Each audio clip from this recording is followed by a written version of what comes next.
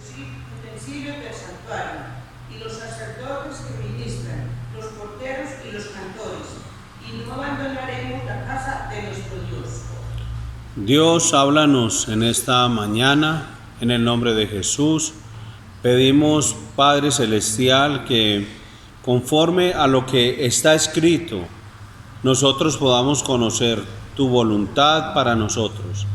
También que te conozcamos en tu carácter y en tus atributos por medio del estudio de la palabra, Señor. Te rogamos, oh Dios amado, que por tu gracia seamos enseñados.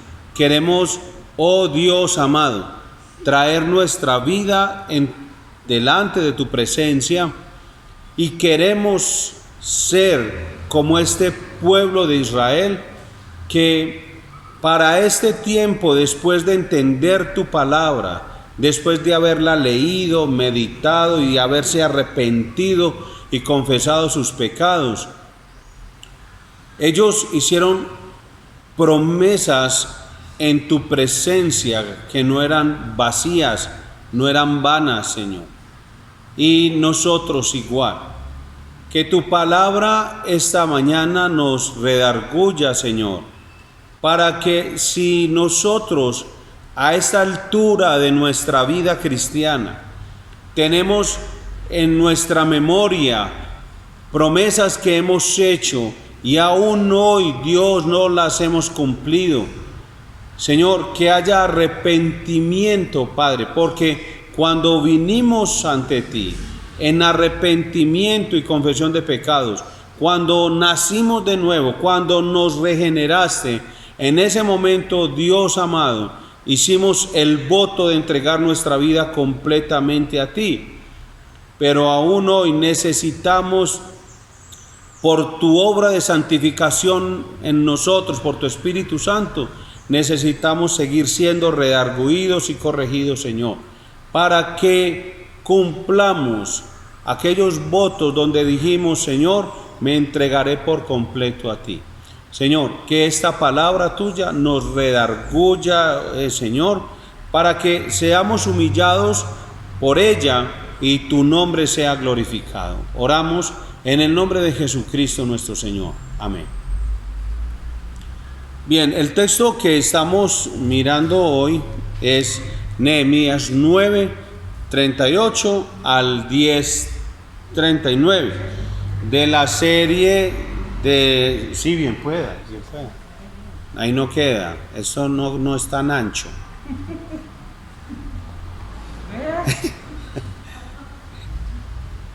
Eso no coge sino gente esbelta.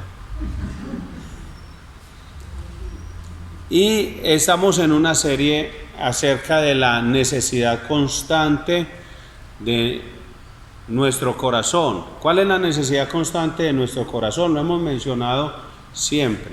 Ser reformados, renovados y reconstruidos espiritualmente por medio de la palabra de Dios, entendiendo que es nuestra responsabilidad vivir esa palabra de Dios. Entonces aquí estamos exponiendo las Escrituras y la responsabilidad de vivir la palabra es suya y mía. Pero ningún predicador en el mundo entero puede cambiar él mismo las vidas de nadie. Solamente trae la palabra y es la persona que escucha la palabra quien entiende la responsabilidad de vivir esa palabra que ha escuchado. Hoy vamos a hablar acerca de las promesas vanas que se realizan, y una vez un personaje malo de izquierda dijo, si avanzo, sígueme, si me detengo, empújame, si retrocedo, mátame. Esas palabras son de un hombre llamado Ernesto Guevara, era un guerrillero, y esas palabras no fueron dichas ni por Moisés, ni por David, ni por Goliat o Sansón, ni por Salomón, ni por ninguno de los hombres de las Escrituras fueron dichas por un hombre que se llamaba Ernesto Guevara. Hay un grupo del ejército de uno de los países latinoamericanos que usa esa frase, y siendo del ejército, pero ellos lo usan, es un cuerpo especial del ejército, pero ellos lo hacen precisamente como una manera de desafiarse a no retroceder nunca en medio del combate, en medio del enfrentamiento, y de hecho lo usan como su lema de entrenamiento. La idea de esta frase es jamás retroceder, estar fiel y ferozmente comprometido con la causa, con el movimiento, con alguna convicción, con una promesa, con un pacto. Pero la pregunta es, ¿cuántos de nosotros hemos hecho promesas vanas, promesas vacías durante nuestra vida? ¿Cuántos hemos hecho promesas falsas a nuestros hijos, al cónyuge, a los amigos, al novio o a la novia, a Dios mismo? Promesas falsas. Promesas falsas, promesas vacías, promesas vanas que se hacen a la iglesia, por ejemplo. ¿Y por qué actuamos así tantas veces? La respuesta, que es muy básica y es muy sencilla, es porque nosotros somos pecadores, por lo tanto somos mentirosos por naturaleza. Así que la respuesta, que aunque es básica y sencilla, tiene fuertes implicaciones y consecuencias, porque me está diciendo, César, es que usted falla sus promesas porque usted es pecador y como pecador miente. Somos incapaces de sostener promesas, de sostener compromisos, de sostener pactos. ¿Cuándo lo hacemos generalmente? Cuando nos conviene.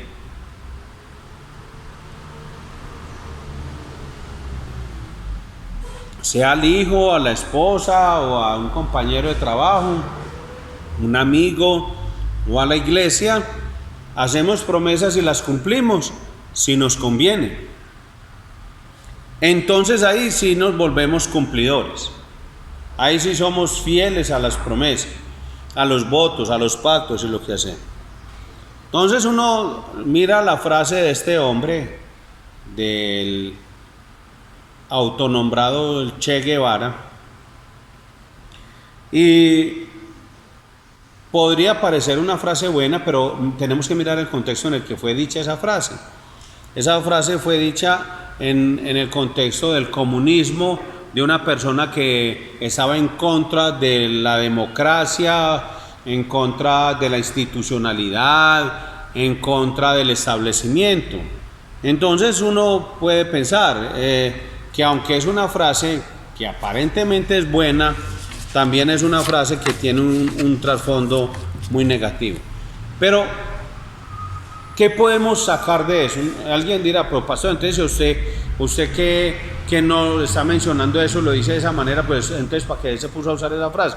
Lo que quiero es que usted y yo notemos esto, que si un hombre pecador, un hombre no redimido, un pagano, un hombre sin Dios, un incrédulo, puede tener una convicción tan fuerte para algo malo, porque él está diciendo, vea, cuando yo esté matando políticos, cuando esté matando industriales, cuando salga a secuestrar personas de la institucionalidad, del establecimiento, y cuando yo lo haga, si me voy a detener o a devolver, me matan.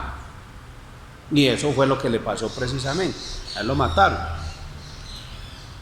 Pero en ese contexto fue que él lo dijo. Entonces uno dice, pues, terrible. Pero si él, siendo pagano, un incrédulo, tenía esa fuerte convicción, nosotros los cristianos, y de nosotros los cristianos, no deberíamos esperar convicciones medianamente pues similares. O sea, que nosotros dijéramos, no, es que yo soy de Cristo, hermano, y así me digan lo que sea, y que me maten. Hay una canción que últimamente o recientemente la organizó un grupo llamado Rojo, y esa canción decía: he decidido seguir a Cristo. Pero esa canción requiere siempre explicación, porque realmente se ha usado para enseñar que es usted el que decide seguir a Cristo, cuando realmente en el contexto de la composición o lo que originó ese himno o esa canción es de un hombre que estaba con su familia e iba a ser ejecutado por no negar su fe en Cristo Jesús. Y cuando le dicen rechace o niegue su fe en Jesús, él dice: no, he decidido seguir a Cristo. Entonces eso pasa con muchos versículos que lo sacan de contexto. Lo mismo sacaron esa frase del contexto y ya cualquiera dice: no, es que yo decidí seguir a Cristo. No. Se sigue a Cristo es porque Él lo buscó a usted. El mismo Señor Dios, es que no me escogieron usted a mí, yo lo escogí a usted. Y la Biblia lo enseña de Génesis a Apocalipsis. Pero entonces el contexto de esa frase es que él ya había hecho cuando le dijeron decídase por Alá, él dijo: no, me decido por Cristo, y fue asesinado. Ahora, todos tenemos que reconocer que hemos sido infieles con nuestros compromisos de obediencia, con nuestras promesas a Dios. Tenemos que reconocerlo. Le decía en esos días a un hermano de la iglesia que es lamentable y que es triste y que a veces molesto cuando uno está hablando con alguien y dice: no, a mí no me pasa, no, mi matrimonio no sufre el pecado. Uno dice: hombre, pues que soberbia, y se está sometiendo bajo la disciplina de Dios si es hijo, porque ¿cómo podemos decir que yo no tengo pecado, que en mi matrimonio no pasa nada? Ahí estamos siendo infieles al compromiso de obediencia y nuestras promesas a Dios. Hoy tenemos la oportunidad esta mañana de reconocer esta grave actitud, de ser motivados, exhortados por medio del pueblo de Dios, de la historia del pueblo de Dios que nos narra en el libro de Nehemías, y entonces arrepentirnos y tomar una decisión en dirección a lo que Dios quiere para mi vida. Es que yo sea cumplidor de las promesas, que yo sea cumplidor de los votos, del pacto, que yo sea como el pueblo de Dios, leyendo la historia, que sea como el pueblo de Dios. ¿Qué nos dice la Biblia entonces al respecto? Vamos a mirar el contexto literario de Nehemías 9:38 al 10:39. En el capítulo 9, en los versículos 1 al 37, los levitas y el pueblo de Dios, bajo una fuerte convicción, arrepentimiento y confesión de pecados, se reunieron a leer la ley del Señor. Recordemos que ellos la estuvieron leyendo por 23 días y la leían durante toda la mañana. Eso eran 5 horas diarias de lectura bíblica, y ellos no tenían la Biblia como la tenemos nosotros, y ellos no leían lo que nosotros leemos. Ellos estaban leyendo la Torá en ese momento. Y pues, y aún así ellos no era, ay, otra vez lo mismo. Nada, eso seguían, eran felices y lloraban y se lamentaban y se arrepentían. Y cuando se arrepentían, confesaban sus pecados. Y después de confesar sus pecados, venía la adoración y la celebración. Y volvían y empezaban. Eso era lo que estaba ocurriendo. Ahora, ellos mientras leían fueron llevados a confesar sus pecados y a adorar al Dios que ellos mismos empezaron a recordar, el Dios de la historia, o sea, lo que Dios había hecho por ellos. Ellos no solamente estaban adorando a Dios, pues como que decimos, hombre, como que dijéramos, no, ellos empezaron a traer a memoria todo lo que Dios había hecho. Porque es que en esos días compartí en un grupo de la iglesia, porque mucha gente vive una vida de ingratitud. Y dice, pero yo ¿por qué me mantengo tan amargado, aburrido y deprimido? Mijo, es que usted no le agradece a Dios por nada. Dios lo llena de bendiciones todo el día, todos los días, y usted no le agradece nunca nada a Dios, pues ¿cómo no va a vivir amargado si a toda hora es esperando recibir más? Dios le da más y usted sigue sin agradecer todo lo más que le da a Dios y sigue en esa vida. Entonces, ellos empezaron a exaltar su nombre, recordando las grandes obras, la gran misericordia, la historia del pueblo infiel, cómo fueron guardados, cómo fueron salvados, disciplinados, restaurados, y la paciencia, la generosidad, la fidelidad, la justicia de Dios. Dios obrando en ellos, y ellos volvían y se retorcían, se le torcían a Dios, y entonces Dios les mandaba un libertador, se arrepentían, y eso era cíclico. En el versículo 38 del capítulo 9 y el capítulo 10, continuamos viendo a un pueblo completamente afectado por la predicación y la lectura de la palabra de Dios, y es llevado a comprometerse con renovar sus votos del pacto que el Señor había hecho con ellos por medio de Moisés. Entonces este pasaje nos va a llamar a nosotros a seguir el ejemplo del pueblo judío de renovar y adoptar un fuerte compromiso de obedecer la voluntad de Dios, cumpliendo sus promesas, o sea, todas las promesas que usted ha hecho de servirle a Dios a través de vidas santas, adorarle, entregarse a Él, al servicio de sus hermanos, a la iglesia, al prójimo, todo eso que usted ha dicho que va a hacer. Espero que con la ayuda de Dios, al terminar la enseñanza, toda la historia de este pueblo de Israel nos empuje a renovar este compromiso de obedecer la voluntad de Dios. Vamos a estudiar esta historia en dos partes. La primera parte es los versículos 9:38 al 10:28, donde veremos que la palabra de Dios produce un compromiso de obediencia.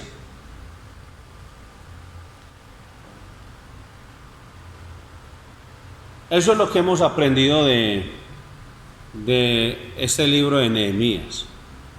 Lo que produce la palabra de Dios en los capítulos anteriores era arrepentimiento, y el arrepentimiento produce confesión de pecados, y la confesión de pecados produce celebración y adoración. En este caso, en estos capítulos, vemos que la palabra de Dios produce el compromiso de obediencia. Y en los versículos 29 al 39 del capítulo 10, el compromiso de obediencia consiste en promesas.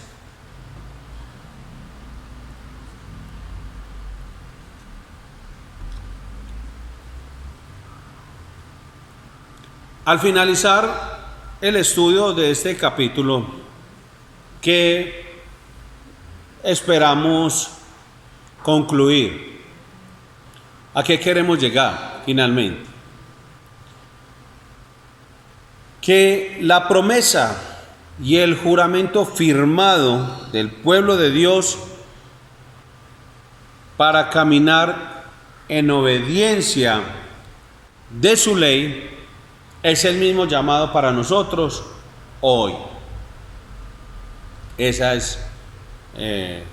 es a lo que esperamos llegar, la meta, hacia donde nos dirigimos con toda esta enseñanza. Espero que al terminar la enseñanza esto quede en nuestros corazones. Aleida nos puede leer la meta. La promesa y el juramento firmado del pueblo de Dios para caminar en obediencia es el mismo para nosotros hoy. Eso es. Pero ahí le faltó algo. ¿Obediencia a qué? De su ley. De su ley.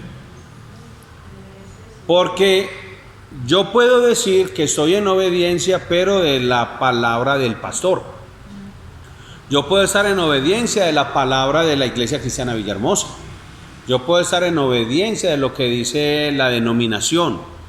pero no estar en obediencia de la palabra de Dios. Eso es lo que es diferenciador, obediencia de la palabra de Dios. Bien, entonces empecemos con que la palabra de Dios produce compromiso de obediencia, versículos 38 al 10-28.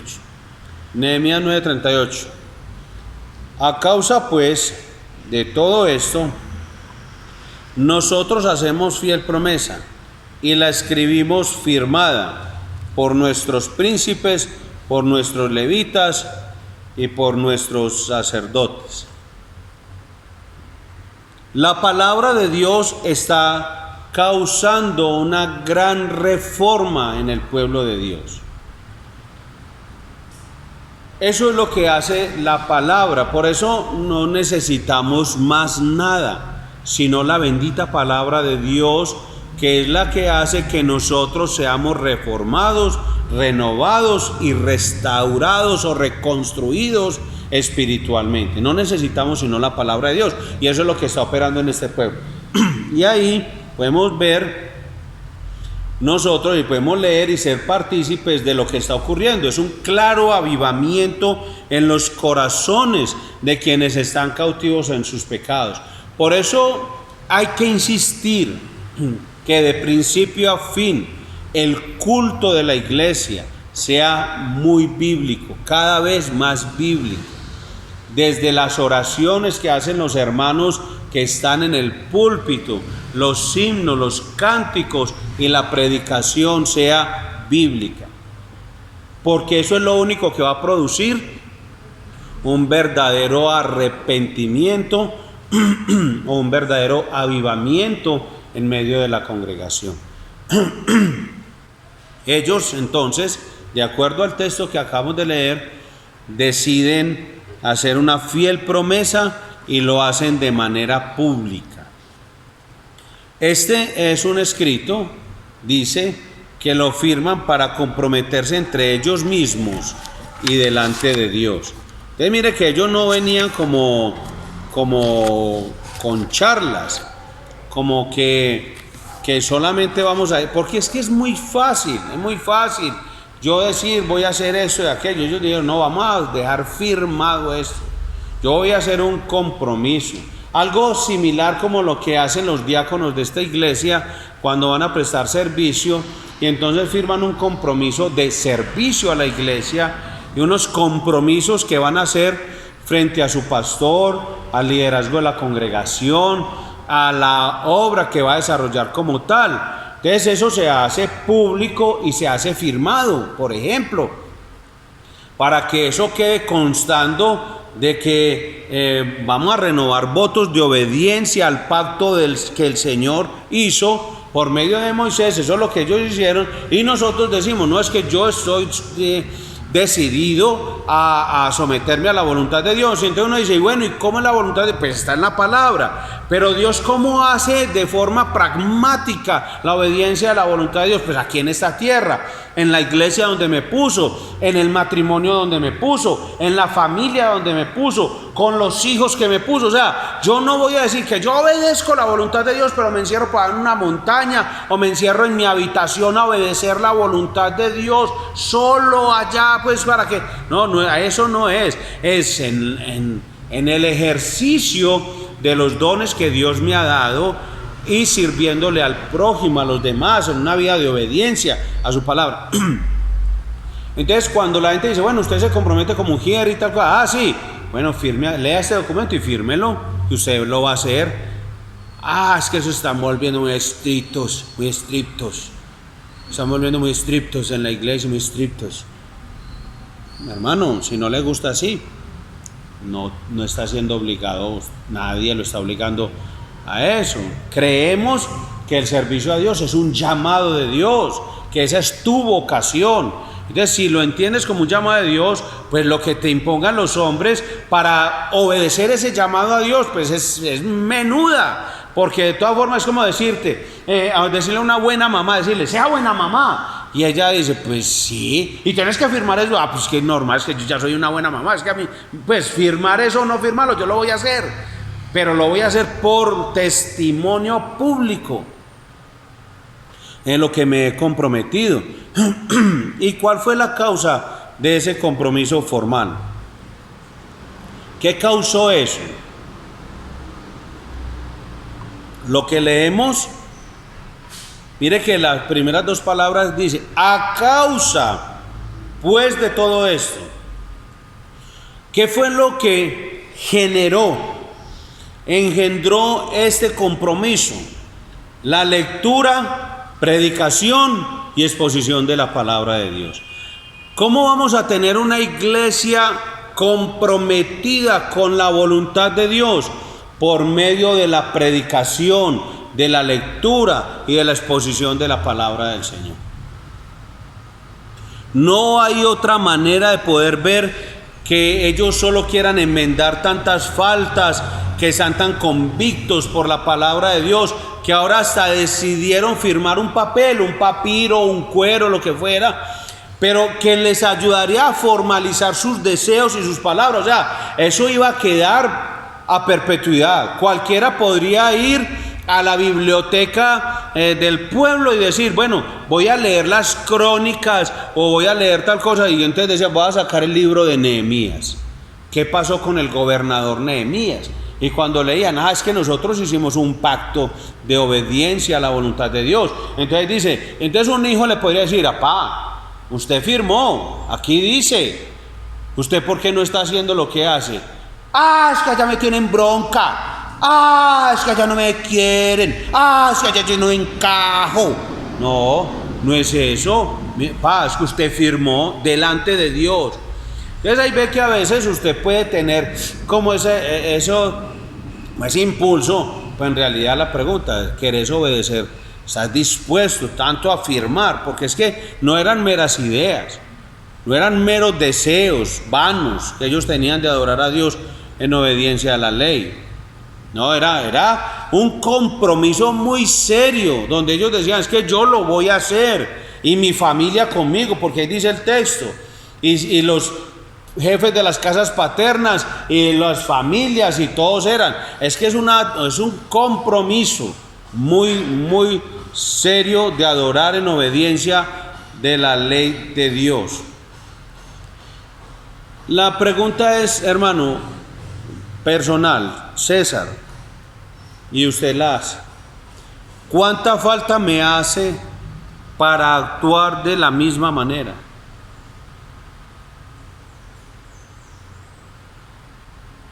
¿De cuál manera? De la que hicieron estos israelitas, para someterme a la obediencia a la palabra de Dios. ¿Cuántas personas se han dicho a sí mismos, han dicho a otras personas e inclusive a Dios, han dicho, ahora sí voy a buscar y obedecer a Dios? Una persona me dijo una vez, César, o sea que lo que yo tengo que hacer es buscar de Dios. Entonces yo le pedí que me interpretara qué significaba eso. Porque es que usted me dice, César, ¿sabe qué? Ahora sí voy a buscar de Dios. Y yo le digo, bueno, yo soy muy bruto.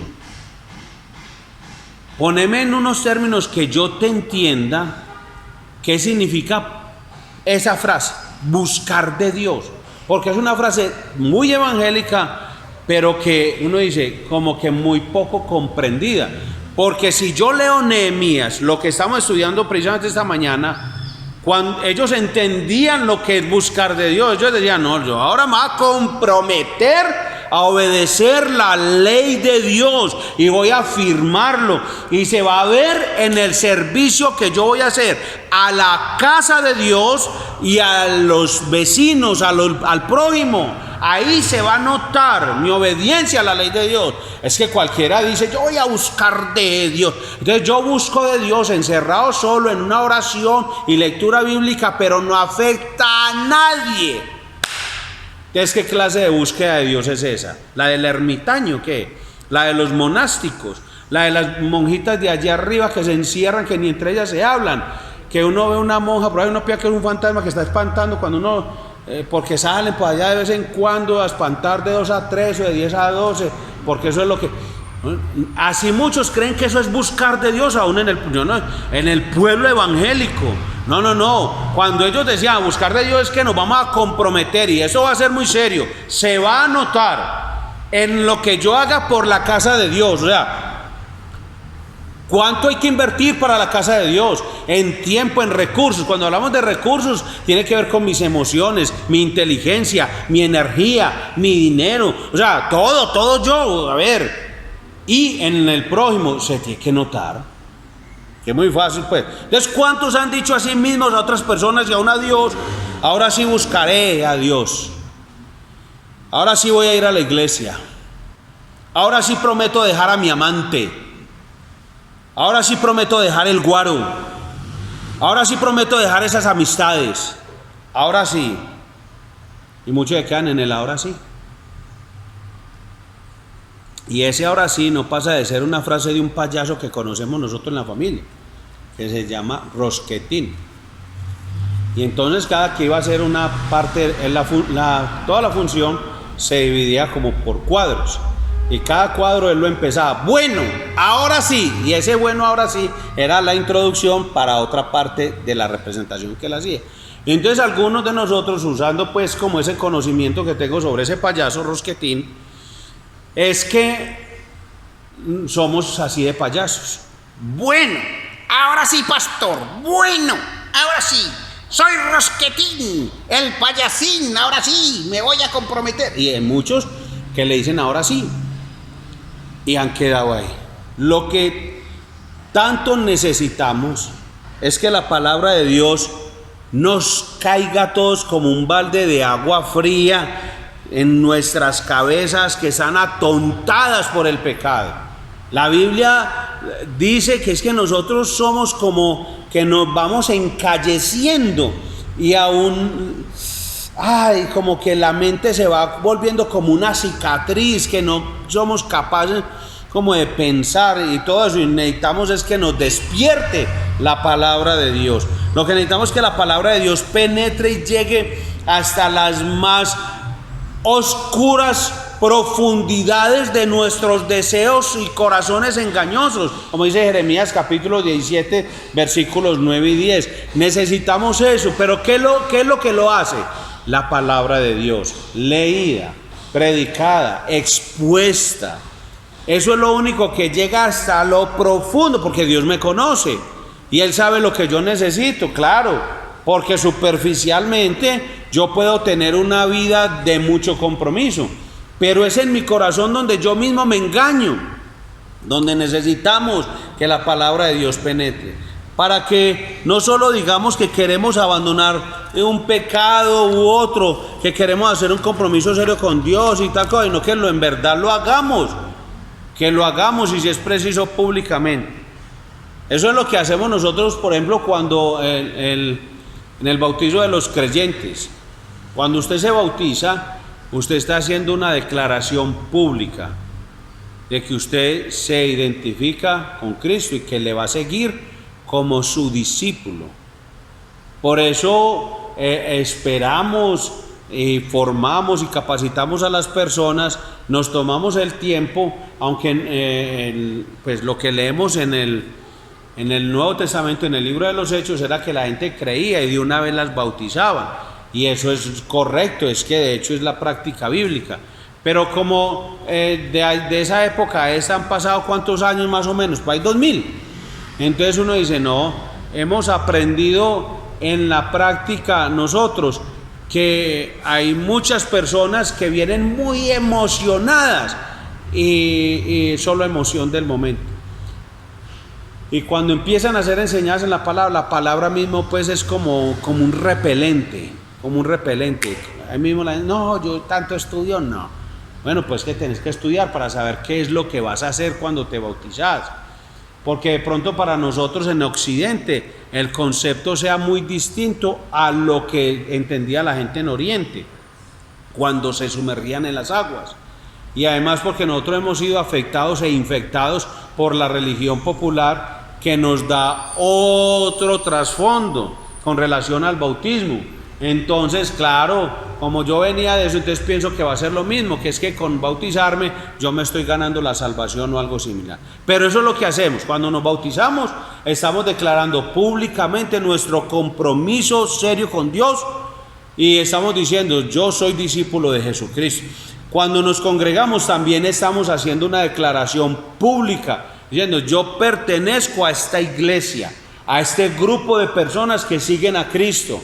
Y con ellos me congrego, adoro junto con esas personas, celebramos el culto, porque el culto tiene que ser una celebración, y vamos a recibir las palabras de Dios, lo que Dios ha decidido enseñarnos a esta hora. Con esta gente me congrego, yo soy de ellos, yo entro aquí porque es que yo pertenezco a este grupo de personas.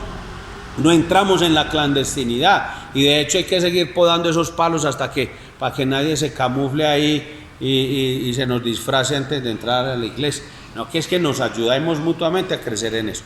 Y también eso buscamos hacer cuando formalizamos la membresía con la iglesia. Cuando, por ejemplo, en el reconocimiento de los ancianos y de los diáconos de la iglesia, que hacemos cada cierto periodo de tiempo en la congregación, entonces pudimos leer un documento y dijimos amén. ¿Y recuerda, Leida, cómo se llamaba el documento que leyó al final? Porque Aleida fue nuestra maestra de ceremonia. El pacto de iglesia. Pacto de iglesia. Que dijimos que el que quisiera tener una copia del pacto de iglesia se lo enviábamos por WhatsApp o correo electrónico, pero al fin nadie se inscribió con usted. De pronto porque hubo mucha actividad ese día, la gente le olvidó, pero es algo que afirmamos públicamente. De los primeros en comprometerse formalmente de acuerdo al texto bíblico, ¿quiénes fueron? Los líderes. O sea, no solo porque tienen la convicción que les ha dado el Espíritu Santo, sino que también son los responsables de guiar al pueblo de Dios. Los líderes, por eso se les va a exigir más. Hermano, si usted está prestando un servicio dentro de la iglesia, depende de su nivel de liderazgo, se le va a demandar más, porque es que usted tiene que modelar una vida de obediencia, una vida piadosa y santidad al Señor. Entonces, claro, ¿qué pasa con...? Bueno, obviamente la iglesia no tiene la fiscalía pues por ahí para uno darse cuenta, ni tenemos un GPS para identificar a los hermanos y estar en el bar de Cusco o tal cosa. No, eso no nos importa. Pero sabemos que las personas que han nacido de nuevo, cuando tienen una situación de pecado, pues normalmente confiesan sus pecados, como dice Santiago capítulo 5, y vienen a sus pastores o a sus ancianos y le dicen, pastor, yo no voy a prestar servicio al Señor.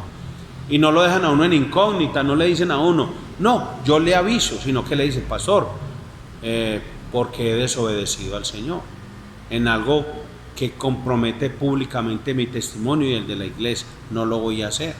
Y eso es madurez, es que recuerde que estuvimos enseñando en estos días, no sé si el sábado o domingo, yo no sé, pero que nos hemos vuelto muy astillas para encubrir el pecado.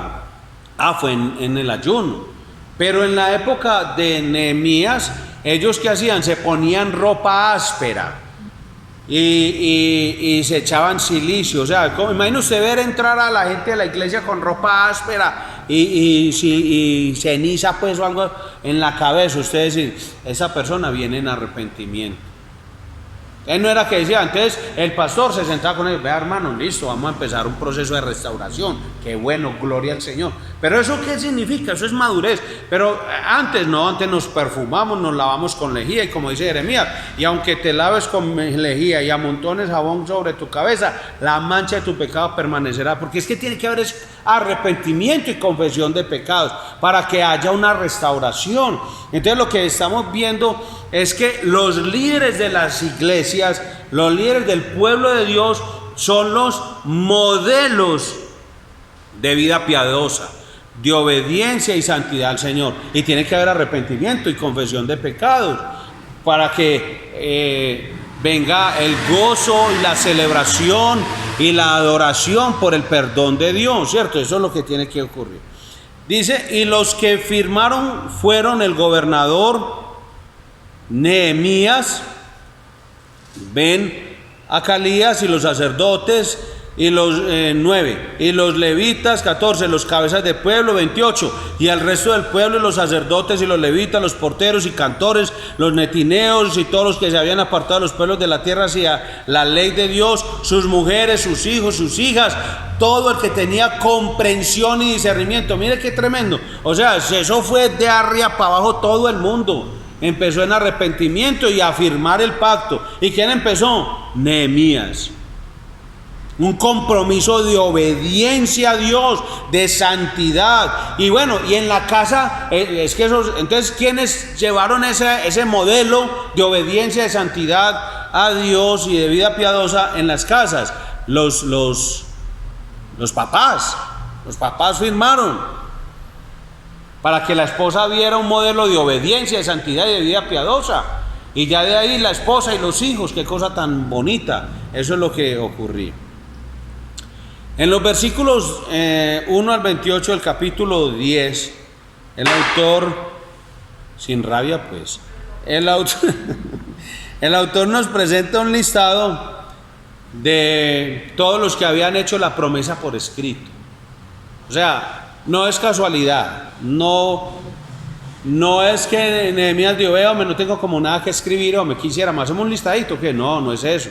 Es que ahí está, y es inspirado, guiado por el Espíritu Santo de Dios, los nombres de las personas que habían firmado la promesa por escrito.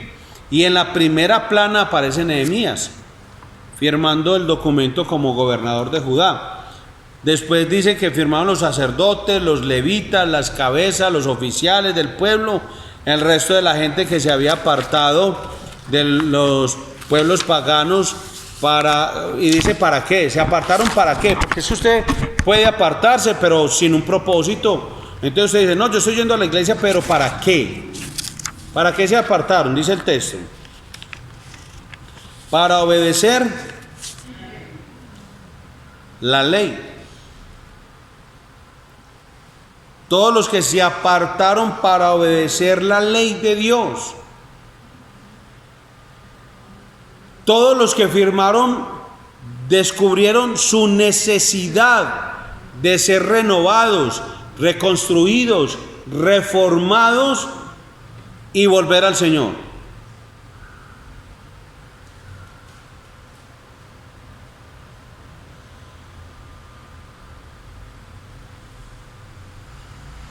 Eso está en el versículo 28 y 29. Entonces ya vimos cómo la palabra de Dios produce un fuerte compromiso de obediencia al Señor. Entonces vamos a mirar la segunda parte, y es que el compromiso de obediencia consiste en promesas, versículos 29 al 39. ¿Cuáles fueron las promesas que el pueblo firmó? Básicamente son 4 promesas. Y tome nota, por favor, y los que copian rápido, si no después mira el video y lo saca de ahí. En el versículo 29, la promesa de obedecer los mandamientos del Señor. Dice que guardarían y cumplirían todos los mandamientos, decretos y estatutos de Jehová nuestro Señor. Esa fue la primera. La otra promesa, versículo 30. De no unirse en matrimonio con los incrédulos, y que no daríamos nuestras hijas a los pueblos de la tierra, ni tomaríamos sus hijas para nuestros hijos. Van 2 promesas. O sea, ellos no firmaron cualquier cosa, no firmaron los caprichos de Nehemías, no firmaron un pacto con Nehemías de algo que no se hubiera dicho antes. No, recuerden que es que todo esto tiene que ver con lo que Dios ya les había dicho a ellos. O sea, Nehemías realmente los estaba guiando a que renovaran el pacto que Dios había hecho con Moisés. Entonces ellos, el compromiso que estaban haciendo era simplemente de volver a la palabra, volver a las escrituras, volver a lo que Dios ya les había dicho. no era algo inventado, no era Nehemías, a ver qué me invento, no era eso, era lo que Dios ya les había dicho en su palabra. La tercera promesa, versículo 31, es la promesa de guardar el día del Señor. Asimismo, que si los pueblos de la tierra trajesen a vender mercaderías y comestibles en el día de reposo, nada tomaríamos de ellos en ese día, ni en otro día santificado. Y en los versículos 32 al 39, que no los vamos a leer por causa de tiempo, la promesa de servir en la casa de Dios. Entonces mire que son muy claras las promesas que ellos firmaron. Ellos dijeron, vamos a firmar, pero no firmaron cualquier papel, no firmaron los caprichos de Nehemías, no firmaron los caprichos del pastor César. No, ellos estaban comprometidos, era con Dios. Y recuerde, es que Nehemías era una autoridad delegada, pero ellos estaban comprometidos era con la autoridad superior, que es Dios.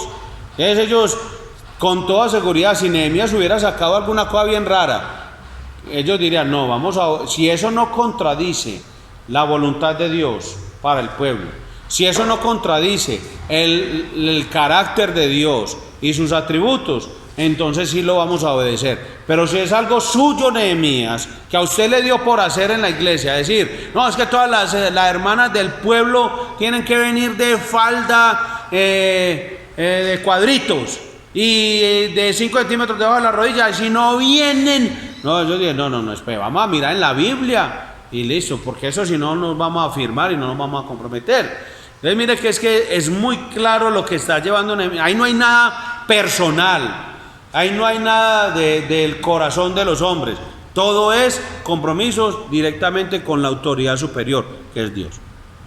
Bien, hablemos de la promesa de obedecer los mandamientos del Señor. En el versículo 29 dice, se unieron a sus hermanos, sus nobles, y acudieron con la promesa del juramento de andar en la ley de Dios, dada por Moisés, siervo de Dios, y observar y cumplir todos los mandamientos de Dios nuestro Señor, así como sus decretos y estatutos. O sea que ellos estaban de acuerdo en perseguir un mismo propósito.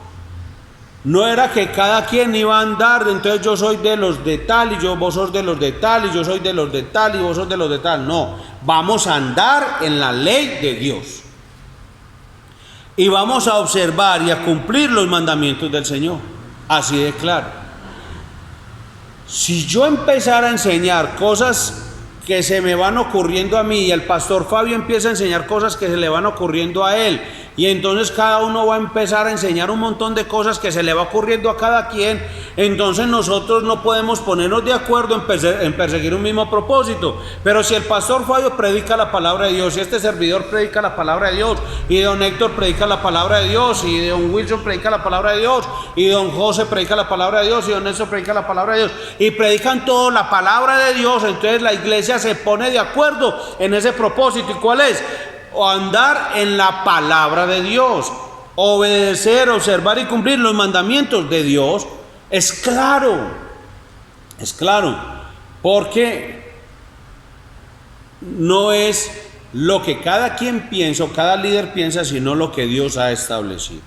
Si hay un creyente que tiene este mismo carácter de prometer y jurar y obedecer al Señor y lo hace, yo digo que es un asunto maravilloso de ver que otros se unen a él para seguir ese mismo propósito. Cuando usted ve a un creyente comprometido con la palabra de Dios, un padre de familia comprometido con la palabra de Dios, un líder de la iglesia comprometido con la palabra de Dios, entonces uno dice, qué alegría ver que hay otros que les gusta andar con él, y casi siempre porque quieren también untarse de eso, de la palabra de Dios, y cada que se reúnen es hablar de la palabra de Dios, no a hablar de Chávez y hablar entonces de cómo va el coronavirus, y entonces cómo siguen los caballos del parque y cómo mejoraron lo del metro. Nada, bueno, que son conversaciones normales, pues, que pueden ocurrir dentro de otra conversación.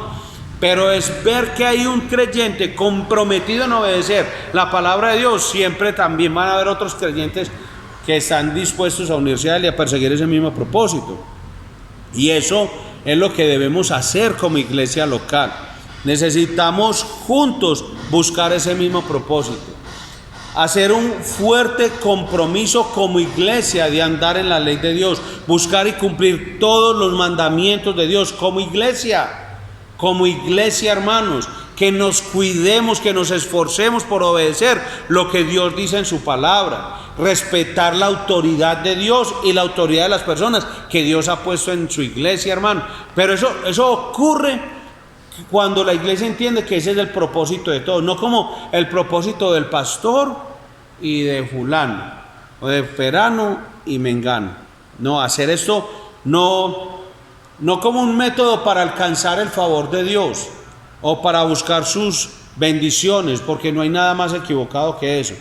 No, nuestro compromiso de obediencia a los mandamientos de Dios, de guardar sus mandamientos, eso tiene que surgir de un corazón agradecido por lo que Dios ha hecho por él, por medio de Jesucristo para nuestra salvación. O sea, es el resultado de un entendimiento de la palabra, de un entendimiento del mensaje del evangelio. Cuando ocurre eso, hay un corazón agradecido que quiere vivir para Dios. Y lo que menos está pensando es, bueno, ¿y cómo voy yo ahí? Porque hay cristianos que viven cómo voy yo ahí. Porque le pueden decir a usted, Aleida, entonces ¿qué? Leo la Biblia y Dios me quita esa verruguita que tengo aquí en el pecho. Y entonces me oro diario y hago ayuno y Dios me quita la verruguita.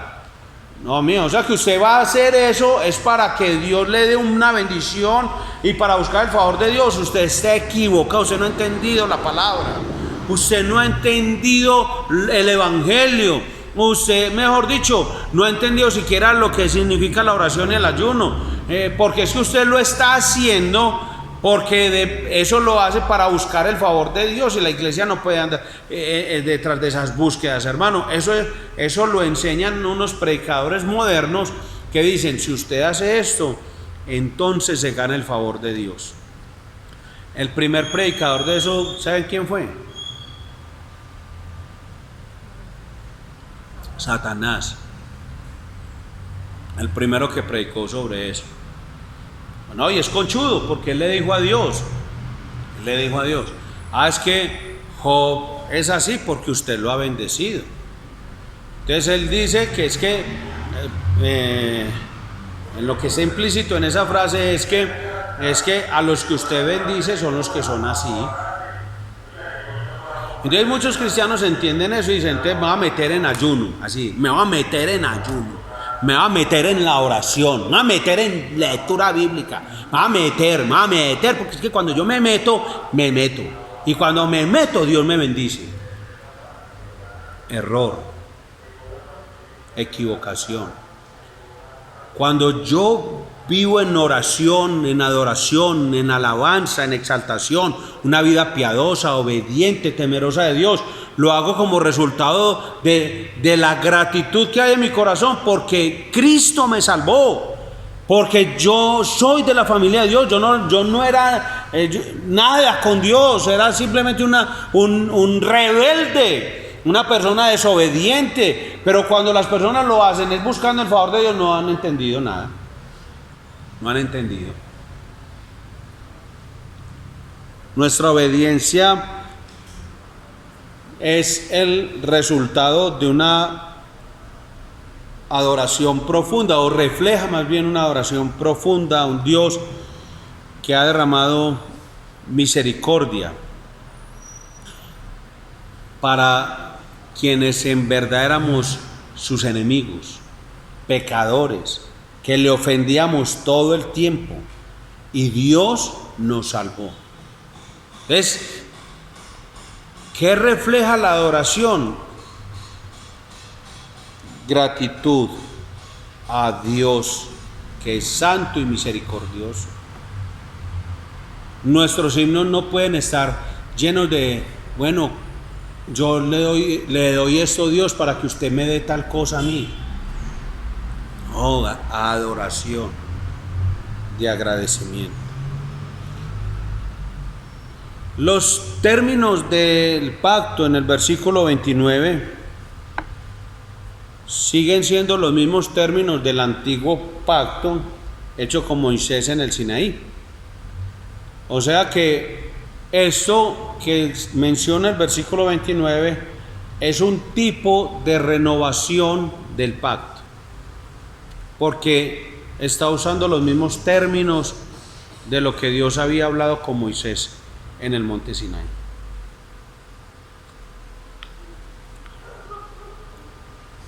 Los que habían retornado entonces están pactando juntos para guardar el pacto de Sinaí. Aquí es correcto usar la palabra pactar, ¿cierto? Aquí en este momento. Ellos no están buscando el favor de Dios. Antes ellos en la adoración recuerdan ya todo lo que Dios ha hecho por ellos. Y dicen, y no lo merecíamos. Fuimos antes unos ingratos, fuimos unos infieles. Oiga, y Dios seguía siendo fiel. Nosotros éramos unos desobedientes y Dios nos seguía bendiciendo. Y éramos rebeldes y Dios nos libraba. ¿Qué cosa? Entonces ellos, eso es una adoración verdadera, genuina. Cuando usted exalta la obra de Cristo, cuando usted exalta la misericordia de Dios, la gracia, la bondad del Señor, su gratitud, todo eso es genuino, así debe ser ese reflejo.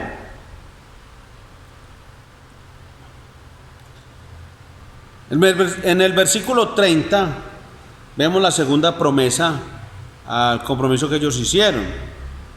Y la promesa era de no unirse en matrimonio con los incrédulos y que no daríamos nuestras hijas a los pueblos de la tierra, ni tomaríamos sus hijas para nuestros hijos.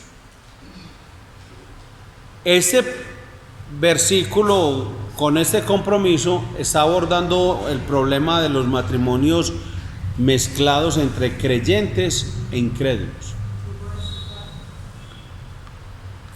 No era algo superficial para ellos. O sea, no era algo que lo tomaran a la ligera. Los israelitas que entraron en este pacto tenían la intención de separarse de aquellos que no se habían dedicado al Señor. Se comprometieron a no casarse con paganos. Eso lo leemos aquí, lo hemos leído en toda la palabra. Dios ha reservado para sí un pueblo santo. Y ellos volvieron a decir lo que ya había dicho Dios a Moisés en el monte Sinaí. No se van a unir, no van a dar sus hijos ni sus hijas para... En Esdras, en los capítulos 7 al 10, vimos ese mismo problema cuando los que habían regresado habían quebrantado el pacto uniéndose con mujeres que no adoraban a Dios. Quebrantaron el pacto y con ello las consecuencias. ¿Qué pasó en el tiempo de Esdras? Que César fue demandado por Esdras para que abandonara a Diana, que era una mujer pagana, y a sus hijos. Eso fue lo que ocurrió. Que explicamos ya eso, que no es, eso ocurrió en ese momento y no es la práctica habitual ni mandada u ordenada por Dios en todos los tiempos. Pero era la forma en que ellos dijeron, es que esas mujeres nos van a hacer olvidar al Dios de nuestros padres. Y uno mira el juicio de Dios sobre eso y qué tenaz. Nosotros tenemos entonces que hacernos esta pregunta: ¿cómo podría ser el matrimonio lo que Dios quiso que fuera si el esposo y la esposa no están unidos en adoración a Dios? No es posible. ¿Sí me hice entender? Dios tiene un propósito con mi matrimonio, pero ese propósito, en lo que Dios quiere que sea mi matrimonio, no puede darse si mi esposa y yo no adoramos al mismo Dios? Eso es lo que dice el Señor. Por eso manda, ordena a su pueblo que no se unan con los paganos en matrimonio. En Génesis 2:24 el hombre se unirá a su mujer, a su esposa, y serán ¿qué? Una sola carne. Entonces esa unión de una sola carne es imposible si no están de acuerdo sobre quién es Dios y lo que significa conocerlo y lo que significa adorarlo. Entonces van a estar siempre tirando el uno para el otro. Imagínese usted, qué cosa tan aterradora durante toda la vida. No, pero yo lo convierto, yo la convierto, que son las frases que siempre escucha uno tratando de justificar. Porque hay gente que cuando va a hacer algo de ese tipo, justifica y da todos los argumentos, porque como usted busque en Google, argumentos para casarme en yugo desigual, y hay gente que le dice, vea, diga esto, dígale al pastor esto. Pero si usted usa la Biblia está diciendo, es que no lo digo yo, es que no es un mandato de la Iglesia Cristiana Villahermosa, es Dios quien ha ordenado, ha mandado, ha dicho. Porque es que esa unión va a ser imposible. Ella o él va a estar adorando a un Dios y el otro al otro. Y eso va a ser una lucha constante. Una cosa muy distinta es que me casé y después en el tiempo conocí al Señor. Pablo le dice en 1 Corintios 7, me dice, no abandone a su esposa. Usted se casó con ella y su matrimonio es matrimonio legal, así lo haya casado el que lo haya casado, en el lugar donde lo hayan casado, y no importa el rito que usó para ese matrimonio, es un matrimonio. El matrimonio es indisoluble. Otra cosa, porque es que fue antes de conocer a Cristo usted, pero ya usted conociendo a Cristo iba a buscar en el mundo, entre los paganos, alguien con quien unirse. ¿Cómo se van a poner de acuerdo sobre quién es Dios y lo que significa conocerlo y adorar? Entonces, si un hombre y su esposa no están unidos en la adoración a Dios, ¿cómo va a ser posible que su matrimonio refleje la relación entre Dios y su pueblo? Eso lo enseñamos el jueves en la escuela de matrimonios. El matrimonio es el reflejo de la imagen perfecta de la boda real. ¿La boda real cuál es? La boda entre Cristo y la iglesia. Entonces nosotros somos solamente un dibujo de lo que va a ser la boda real. Entonces, claro, ¿cómo? Imagínese un matrimonio en yugo desigual. Entonces dice, vamos a dibujar espiritualmente lo que está ocurriendo en ese matrimonio yugo desigual para que refleje a Cristo y la iglesia. Eso es imposible, usted no lo puede reflejar nunca.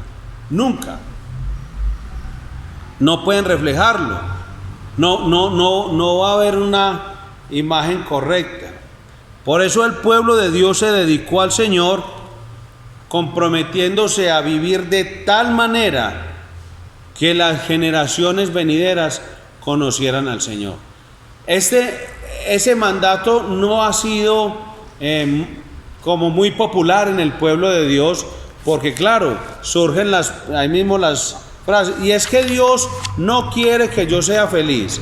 Yo mantengo en mi oficina una frase para que todos los esposos que vengan a pedir consejería la lean y se encuentren con esa frase antes de la consejería. Es que Dios creó el matrimonio para que yo sea santo, no para que yo sea feliz. Y entonces ya de ahí ya mirará qué me cuenta, porque es que si yo sé que Dios me introdujo, me permitió estar en el matrimonio para mi santificación, entonces mi felicidad está subordinada a mi santificación.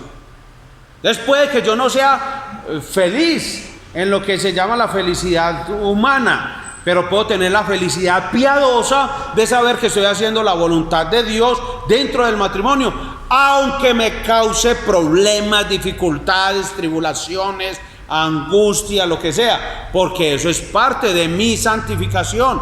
Y entre más me oponga yo a la obra de Dios en mi vida, más voy a estar simplemente sufriendo. Bueno, eso también se los compartí en uno de los devocionales que comparto todos los días, que vengo compartiéndolos desde el 1 de febrero hasta la fecha.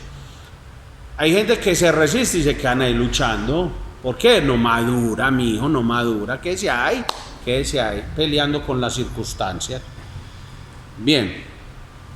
Entonces, ellos dijeron, no, vamos a casarnos solo con los que adoran al Dios verdadero. Y el Nuevo Testamento llama a los cristianos a ese mismo estándar en el matrimonio. En 1 Corintios 7:39, Pablo dice, por ejemplo, que una viuda es libre de volver a casarse solo en el Señor. ¿Qué significa eso? Que es libre de casarse con un creyente, O sea que el estándar es el mismo. Dios no ha cambiado. La enseñanza de que los creyentes no deben casarse con incrédulos está en el Antiguo Testamento y en el Nuevo Testamento. Queremos buscar lo que esto apunta, y es la relación entre Dios e Israel en el Antiguo Pacto, así se menciona, y en el Nuevo Pacto, Cristo y la Iglesia. Son referencias o lenguajes, uno del Antiguo Pacto y otro del Nuevo Pacto, pero básicamente es la unión de Cristo y su Iglesia. De eso se tratan nuestros matrimonios. Queremos cultivar matrimonios maravillosos, pero maravillosos porque muestran el amor de Cristo por la Iglesia y la sumisión de la Iglesia a Cristo. Entonces la esposa entiende que él tiene un privilegio de sumisión al liderazgo de su esposo, privilegio. De la única forma que usted va a reflejar la boda real entre Cristo y la Iglesia es cuando usted como esposa se somete a su esposo. La esposa que no se somete al esposo realmente es un brochazo ahí mal tirado sobre la imagen de Cristo y la Iglesia en el matrimonio. O sea, usted no está cumpliendo su rol, usted realmente está en desobediencia. Y el esposo que no lidera a su esposa, como dice la Escritura, de entregarse a sí mismo por ella, igual es un mal reflejo, un brochazo, una cosa mal tirada ahí de lo que significa la boda real de Cristo y su Iglesia. Entonces, ¿qué matrimonio tan maravilloso? Así, ¿por qué razón? Porque viven en San Lucas, en Envigado, porque tienen una casa de 3.000 millones de pesos, porque tienen 6 carros, porque todos son profesionales, sus hijos son profesionales, tienen 6 perros, tienen además fincas y vuelan a todos los países del mundo a viajar, y porque es un matrimonio maravilloso. No, el matrimonio es maravilloso cuando muestra el amor de Cristo por la Iglesia y la sumisión de la Iglesia a Cristo. Entonces, si es una persona casada, la invitación es a renovar su compromiso de mostrar fielmente el amor entre Cristo y la Iglesia en su matrimonio. Ese es el compromiso. Renueve eso. Si no está casado, entonces la invitación es a ¿qué? Que se comprometa a casarse solo con alguien que está unido a usted en la adoración del único Dios vivo y verdadero por la fe en Cristo. Entonces, a los que están solteros, que aquí, bueno, en este momento hay varias solteras, vea, 1, 2, otro. Y por allá se me voló una. Pero la invitación es, vea, puede aparecerle entonces a cualquiera de las solteras, les puede aparecer un tipo deslumbrante en riquezas, intelecto, en posición social, pero si no está unido a Cristo, y puede que ese muchacho o esa persona o ese señor, porque algunas de aquí ya les tocaría es un señor, o en el plano humano sea ¿cómo es que se dice? Un buen partido. Dios dice que aunque llegara a ser un buen partido, si usted decide unirse a esa persona, está quebrantando el pacto con Dios. Y si no le importa eso, pues entonces ya no le importa nada, porque al creyente normalmente le importa. Es primero su relación con Dios y que va a reflejar. Entonces, que esa persona esté unida en adoración del único Dios vivo y verdadero por la fe en Cristo. Es decir, que sean dos creyentes. Que sean dos creyentes. Eso es lo más importante, hermano. En estos días oí a una persona decir, y me dio como hasta escalofrío, créame que me dio como de todas las emociones pecaminosas. Porque yo dije, ¿cómo le dice una persona a otro eso? Le decía, es que uno busca, porque le dijo a una persona, le dijo, es que usted siempre busca son pobres. Usted busca es pobres. Y a la sombra de un pobre usted no va a conseguir nada. Es que un matrimonio es una sociedad. Un matrimonio es una sociedad. Busque es gente que le vaya a usted a dar cosas en la vida. Que usted con una persona progrese. Pero no busque pobres. Yo decía, a la sombra de un pobre usted no va a conseguir nada. Y yo decía, qué pensamiento tan diabólico, hombre. Es que ¿cómo una persona aconseja a otro a que tome esa decisión? Entonces, ¿qué aconsejaríamos nosotros? No, busque una persona que esté unida a Cristo. A Cristo. Es que la fuente es ¿quién? Es Dios. Dios para todo. Es que mire, piensen en esto. La persona se hace alianza con una mujer rica, estrato 7 y muy intelectual, pero le da un aneurisma y queda toda como un bebé. Y fuera de eso se le va toda la plata en la recuperación de ese aneurisma. Queda pobre, enferma y sin intelecto. Puede pasar. ¿Y entonces qué haría usted? El jueves en la escuela de matrimonio mencioné a un señor Pat Robertson, que es cristiano, dice ser cristiano, oiga, dice ser cristiano y es un tipo famosísimo en Estados Unidos porque maneja unas corporaciones, es CEO de unas universidades y fundaciones, y uno dice, ya, él va a hablar don fulano de tal, uno dice, no, este tipo con tantos títulos, va a decir una cosa muy impresionante sobre el matrimonio, y dijo, si a su esposa le da Alzheimer, usted la puede dejar, porque ella ya no lo reconoce. Así que usted no está cometiendo pecado. ¿Usted imagina esa basura, hombre, aconsejando a la gente de su iglesia? Pues él no es una basura, no. Digo la basura lo que dijo. Él es un mal consejero, es un falso maestro, porque está diciendo cosas contrarias a lo que Dios dice en la Biblia. Es que en mis votos matrimoniales yo dije a Diana, vea, aunque usted esté con Alzheimer y Parkinson y se le pudran todos los huesos y usted no sepa ni quién soy yo voy a estar con usted hasta que la muerte me separe de usted o la separe de mí. Eso es lo que dice las escrituras, hermano. Por eso les animo que sea unido a Cristo, porque si está unido a Cristo piensa así, porque el otro puede ser muy buena gente, pero apenas usted le empiece a ver, ya, los cristianos hacemos ese de acuerdo a la escritura, hermano. Vamos a la palabra y miramos las promesas que firmamos delante de Dios, aunque no sean físicas, pero sí son delante de Dios, y eso queda escrito en su presencia.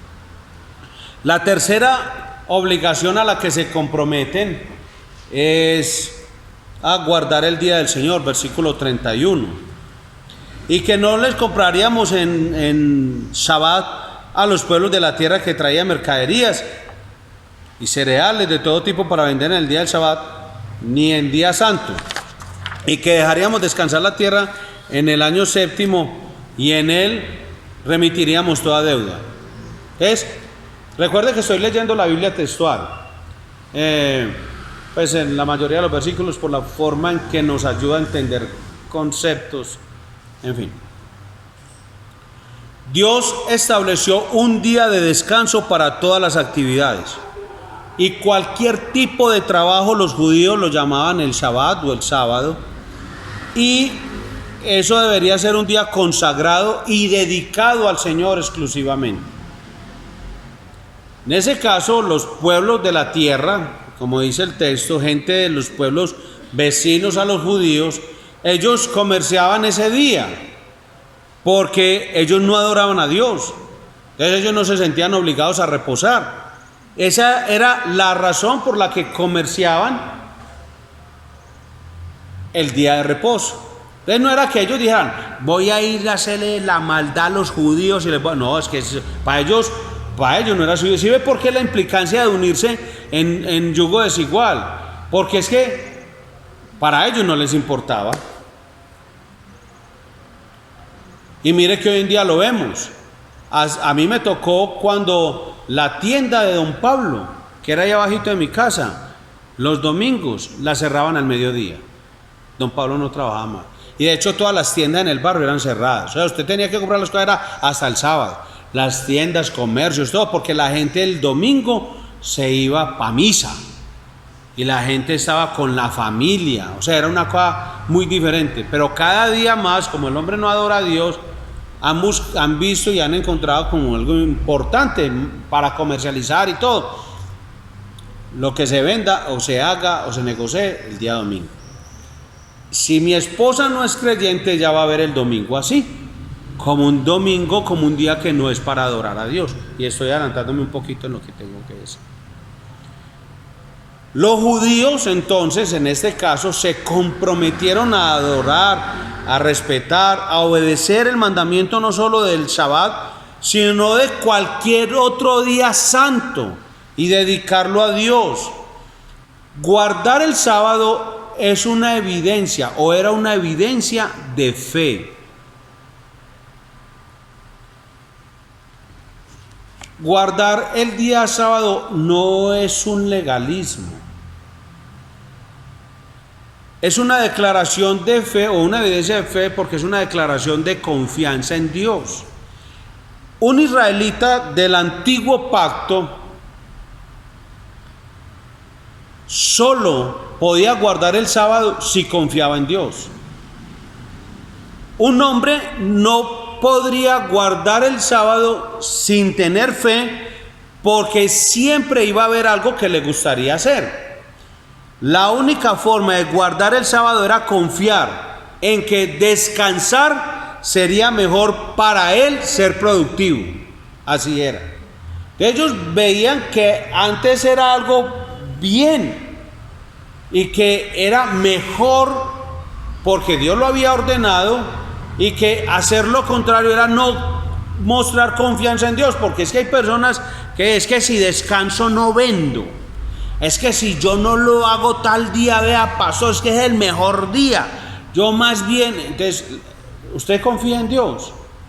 Sí, pero es que Dios nos ha dejado, entonces tuercen la escritura. Ahí mismo la acomodan. No, usted confía en Dios. Cierre a la hora del culto. Cierre. Pero es que el negocio se mueve de 7 a 9 de la noche. ¿Eso cree usted? Por eso es un asunto de fe. Si usted no tiene fe, ¿cómo le voy a obligar yo a una persona que no tiene fe, no tiene confianza en Dios, a que tenga confianza en Dios? ¿Cómo puedo? No puedo. Pero la persona que tiene confianza en Dios simplemente dice, a las 7 de la noche, un sábado, dice, estoy cerrando. Hombre, don Filiberto va a cerrar a esta hora que se vende. Voy para la iglesia a adorar a Dios, al que me provee el resto del tiempo. Y Dios les bendecía, era de acuerdo a lo que obedecían. Así de sencillo. Es un asunto de fe y de confianza. Entonces el hombre que guardaba el sábado confiaba en que la mejor mayordomía del tiempo tenía que ver con descansar, no con trabajar. Él dice, este tiempo es del Señor, démoselo al Señor. Voy a descansar, pero no descansar ociosamente. No era que descansar porque el domingo ya era el día de la familia, no, o el sábado era el día de la familia, no. Descansaban era ¿para qué? Para adorar a Dios, para ese día adorar a Dios. El sábado de los judíos es para nosotros hoy el domingo, el día del Señor, o lo que sería el Shabbat, pues sería lo que lo celebramos porque es el día en que el Señor resucitó. El domingo es el día del Señor y debe ser honrado y respetado para ser dedicado a la adoración exclusiva al Señor como iglesia. Hay gente que dice, no, nosotros optamos por tener el culto tal día, porque es que los domingos, hermano, no, para no meter a la gente en eso, hermano, que la gente se vaya a pasear y que tal cosa. Digo, ¿cómo hace alguien para entender eso así cuando es Dios el que ha dicho, el que ha hablado? Es que el día del Señor debe tener un alto valor para todo creyente que se considere cristiano. Obviamente, como les dije ahora, yo no puedo pretender que alguien que aunque diga que es creyente y se considere cristiano, pero no tenga la fe, la confianza en Dios, de que la mejor mayordomía de su tiempo es dedicarle ese tiempo a Dios, no lo puedo meter en algo que él no cree porque yo lo creo. Eso es lo que Pablo dice en Romanos 14. Obviamente voy a seguir enseñando sobre lo mismo. Entonces, el domingo debe ser un día no negociable, porque es el día establecido por el Señor para adorarle como su pueblo redimido. Nadie es salvo por estar metido en la iglesia, pero tener el deseo de congregarse y hacerlo es un reflejo de la salvación del creyente. Entonces, yo no me salvo por congregarme, pero me congrego como el resultado de que soy salvo. Los judíos tampoco estaban guardando el año sabático, que consistía en dejar descansar los campos cada 7 años. Eso lo llaman barbecho. Dejar reposar la tierra durante 1 o 2 años sin trabajar ningún cultivo. No debían labrar, plantar, sembrar ni cosechar. Eso también era una evidencia de ¿qué? De la fe. Otra evidencia de la fe. Así como guardar el día del Señor, el 7º año, no cultivarlo, era una evidencia de la fe. Alguien sin fe no podía hacer eso. Pero ellos también decidieron corregir eso. Porque el hombre que piensa, oiga, ¿cómo va a dejar uno de producir un año? Pierdo como si de él dependiera. Pero es una forma de decirle a Dios, que es como adoro a Dios, por eso es tan diferente. Yo le digo a mi esposa, no trabajemos los domingos.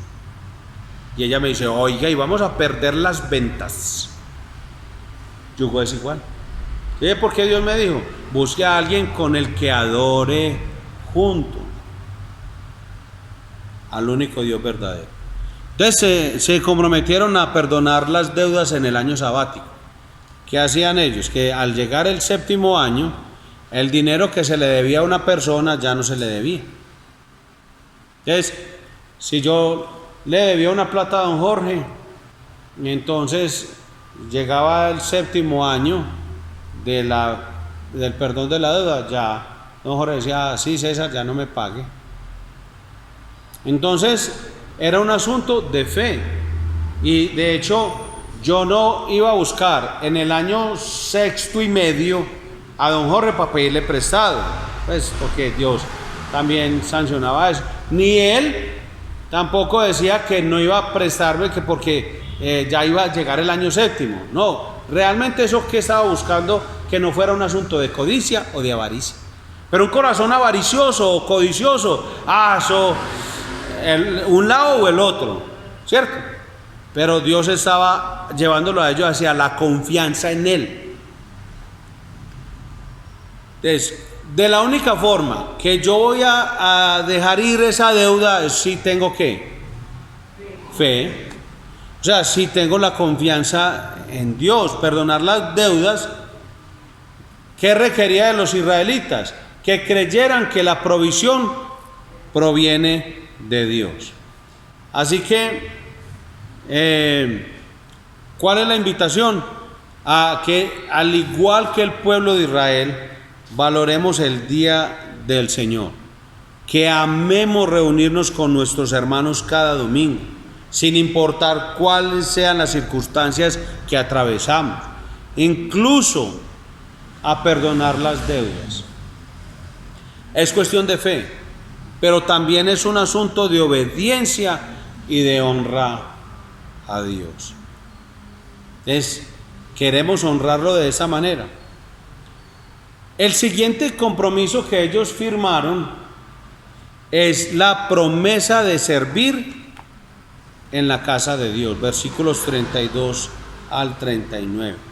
Leo 32. Además nos impusimos la obligación de contribuir cada año con el tercio de un ciclo para el servicio de la casa de nuestro Dios, el pan de la proposición y la ofrenda continua, el holocausto perpetuo de los Shabbat, los días de reposo, novilunios y tiempos señalados, las consagraciones y ofrendas por el pecado en expiación por Israel y para toda obra en la casa de nuestro Dios. ¿Qué comprendieron ellos? Que los utensilios, actividades, fiestas que se celebraban en el templo, ¿qué requerían? Plata, finanzas. Entonces ellos entendieron eso, ellos lo comprendieron y por eso hicieron ese compromiso y lo firmaron. Esa es la razón por la que ellos desean contribuir anualmente para el funcionamiento del pueblo. Mire, 34. E hicimos echar suerte entre los sacerdotes y levitas y el pueblo respecto a la leña para la ofrenda, a fin de traerla a la casa de nuestro Dios, según nuestras casas paternas, en tiempos determinados de año en año para quemar sobre el altar del Señor nuestro Dios, como está escrito en la ley. Cuando dice echaron suerte, dice, bueno, ¿quién primero? Vamos a hacer una cachiporra, porque es que hay iglesias donde le dicen a ustedes hacen cachiporra. Maldito serás con maldición porque eres un maldito que haces cachiporras, porque las cachiporras cachiporraréis, cachiporras cachiporrearán. Hay gente que enseña así la Biblia, hombre, qué cosa tan terrible, hombre. Como el que me hizo dañar la biblicita mío. A una hermana le hicieron botar unas botas, ustedes saben, botar unas botas. Pero yo creo que quedó con ella la esposa del pastor. Porque el pastor le dijo que a una prima de ella que un anillo, que ese anillo, un anillo de la lujuria, quíteselo, hermano, pero lo guardó él. A sacarle la lujuria en una prendería, yo no sé. Y a ella le dijo que esas botas que tenía en piel como de culebra, eso eran las botas del espíritu de Jezabel. No, hermano, usted no siente como el ardor de la serpiente que la envuelve, que yo no sé qué. ¿Sí ve por qué es mejor usar solo la palabra? Pone uno a hablar uno bobada, sueños que tuvo, soñé con una cafetera voladora. No vuelvo a tomar tinto. Y la señora se fue descalza de la iglesia para la casa. Y yo me imagino la esposa del pastor en la finca, luciendo las botas así como la potra Zaina.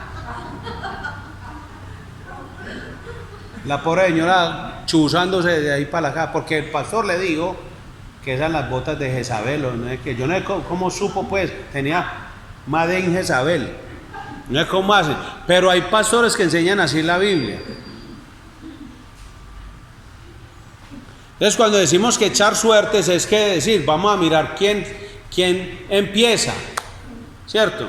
El que saque este papelito empieza antes de sacar el papelito. Pues eso es para que no piense, ay, qué cosa tan blasfema.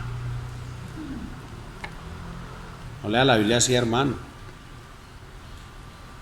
Entonces también eso era programar, era para programar. ¿Quién iba a proveer la leña que se usaba en los altares para quemar las ofrendas? Se organizaron por familias para que todo se hiciera según lo que estaba en la ley. 35, y para traer de año en año las primicias de nuestra tierra y las primicias de todo fruto de todo árbol de la casa del Señor, así como también los primogénitos de nuestros hijos y los primerizos de nuestras bestias, como está escrito en la ley, así como los de nuestras vacadas y rebaños a la casa de nuestro Dios, para los sacerdotes que ministran en la casa de nuestro Dios. También acordamos, versículo 37, llevar las primicias de nuestras masas, de nuestras ofrendas alzadas, del fruto de todo árbol, del vino nuevo y del aceite, para los sacerdotes a las cámaras de la casa de nuestro Dios, y el diezmo de nuestro suelo a los levitas, porque ellos, los levitas, reciben los diezmos en todas las ciudades de nuestra labranza. Y un sacerdote, hijo de Aarón, estaría con los levitas cuando los levitas tomen los diezmos, y los levitas traerían el diezmo de los diezmos a la casa de nuestro Dios, a las cámaras en la tesorería, por cuanto los hijos de Israel y los hijos de Leví han de llevar la ofrenda del grano, del vino nuevo y del aceite a las cámaras donde están los utensilios del santuario, los sacerdotes que ministran, los porteros y los cantores, y nos comprometimos, mire lo que dice, a no abandonar la casa de nuestro Dios. Entonces ellos igualmente se comprometieron a traer todo lo que la ley mandaba para la manutención de los sacerdotes y levitas, para que no cayeran en la tentación de descuidar su deber para obtener con qué mantener. Entonces sus familias, entonces yo tengo que mantener mi familia, el pastor Fabio tiene que mantener su familia.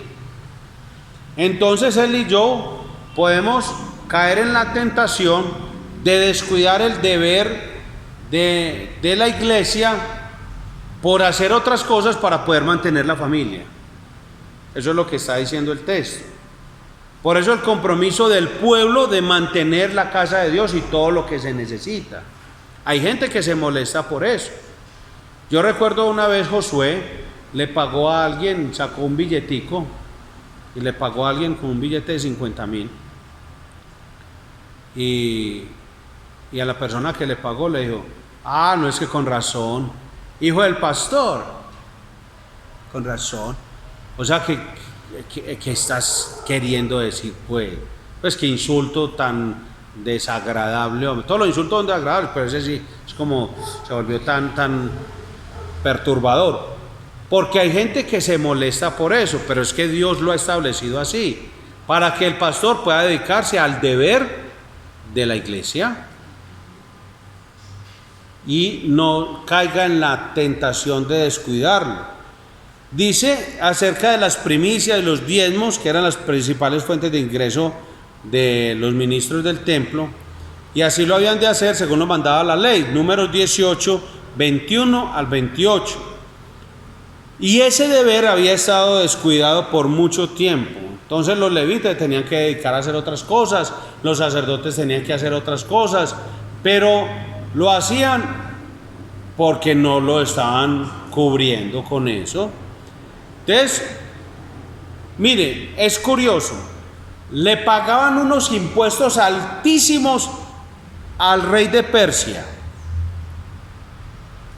Y a pesar de eso, ellos no se excusaban para pagar los diezmos y primicias, sino que estaban decididos a dar a Dios lo que es de Dios y a César lo que es de César.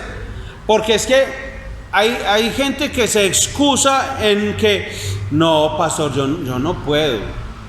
Primero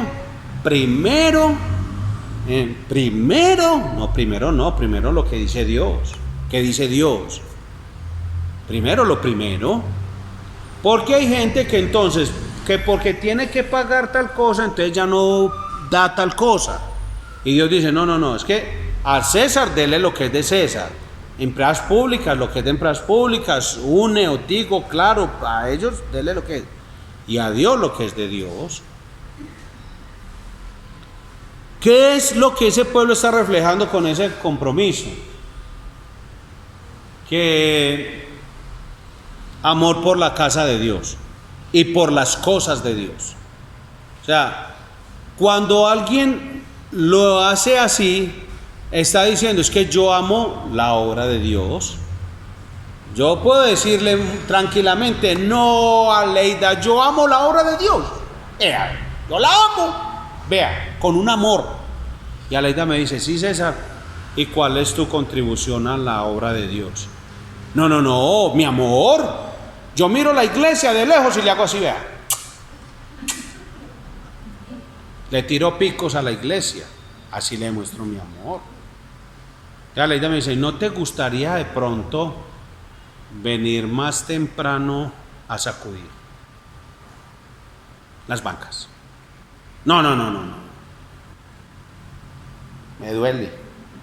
La columna. Hay gente que no dice columna, sino columna. Me duele la columna. Ah, bueno. ¿Cómo te duele la columna? Estar parado saludando a los hermanos. No. Tengo un dolor en las coyunturitas que me duele. Y estar parado también me duele los riñones. ¿Y por qué no te haces para repartir tinto? Sentado. Es que a mí ese olorcito del café definitivamente es una cosa que no he podido con eso. No quiere, no ama la obra de Dios. Habla, pero no, y fuera de eso, no ofrenda, no diezma, no da en la canasta familiar, no da en la obra misionera, no, porque es que, como dice la escritura hoy en día, para nosotros en esta dispensación, según se ha prosperado, ¿cierto? Ya el diezmo no es la fórmula de dar, sino la base sobre la que usted da. O sea, el piso para dar es el diezmo, el piso, no el techo, el piso. Lo que ese pueblo está reflejando es lo que la iglesia hoy en día no refleja. La iglesia muchas veces se enoja porque tiene que dar. Nosotros debemos tener esa misma convicción, hermanos, comprometernos a no abandonar la casa de Dios, a servir fielmente, hermano. Podemos ser parte de una iglesia local, plantarnos allí, vivir para servir a Dios, sirviendo a los demás. Podemos aportar nuestros talentos, nuestras finanzas, nuestros dones, como ofrenda de adoración a Dios, de agradecimiento al Señor. Es que yo puedo decir, pastor, es que yo sinceramente no tengo para dar. Pero yo estoy seguro que Dios a vos te dio por lo menos un don, uno. Ponerlo al servicio de la iglesia, de tus hermanos. Hacerlo, ya que no tenés cómo, es que hay muchas formas. El diezmo era una obligación en el contexto de los israelitas, pero para nosotros no lo es. En el sentido de que hoy en día es mucho más que el diezmo. ¿Por qué razón? Porque es que el diezmo era, Dios le decía, este pedacito de tierra es suyo. Todo lo que eso produzca, de ahí sáquelo primero para el Señor. Pero como ya usted no tiene la tierra para hacer, ya hoy en día ese modelo económico cambió.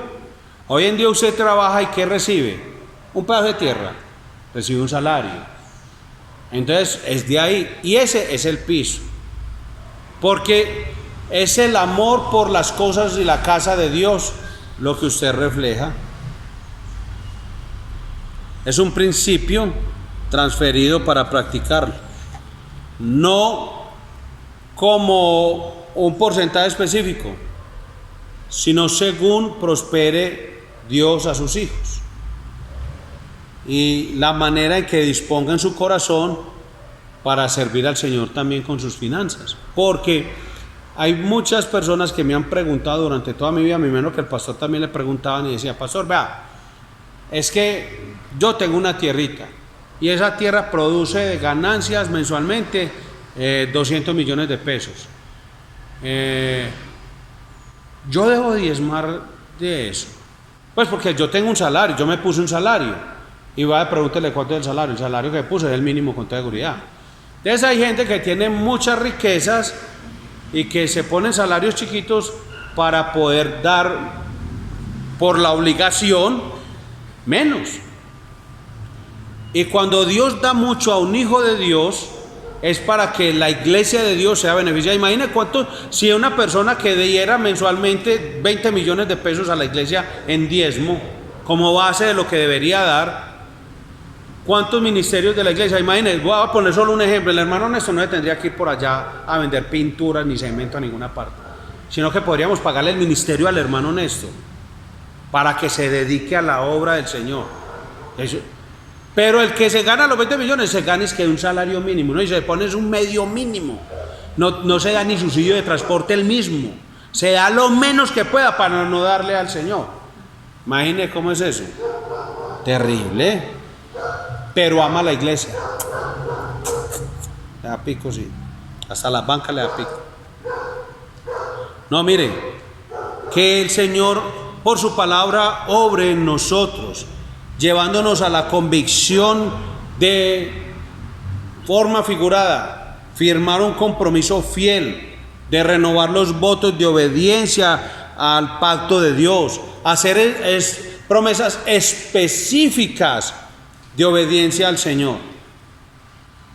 Sin embargo, el pacto que ellos renovaron no era un pacto de salvación, sino que era un pacto que anunciaba un mejor pacto, un pacto de gracia, que era firmado y sellado con sangre. En la historia que sigue después de esto, en el capítulo 11, podemos ver que la narrativa pues nos sigue mencionando que el pueblo no pudo sostener el compromiso. Y no solo lo que menciona Nehemías, sino lo que sigue en la historia del pueblo de Israel.